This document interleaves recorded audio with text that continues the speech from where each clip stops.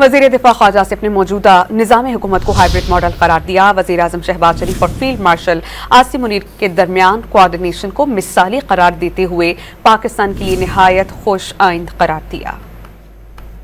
मैंने कहा था कि ये एक हाइब्रिड हुकूमत है और शायद ये मॉडल जो है आज से पहले इन्वेंट हो गया होता तो हमें बहुत सी जो हादसा हुए हैं हमारी तारीख में वो अवॉइड हो सकते थे। बहरहाल देर आए दुरुस्त आए जो है जब भी अब ये मॉडल जो है पिछले 2.5-3 साल से चल रहा है। जब से प्राइम मिनिस्टर जो है इलेक्ट हुए हैं, दोबारा इलेक्ट हुए हैं, general Asim field marshal Asim Munir जो है उनकी अपॉइंटमेंट हुई है, तो एक आइडियल रिलेशनशिप है। मैं I am witness to this relationship. मैं सुबह शाम जो है जब भी मुलाकातें होती हैं उसमें देखता हूँ कि एक ऐसी कोऑर्डिनेशन है, एक ऐसा जो आप कह सकते हैं इम्तजाज है उसमें पॉलिसीज़ का कि ये पाकिस्तान के लिए बड़ा खुश आइंद है, बहुत खुश आइंद।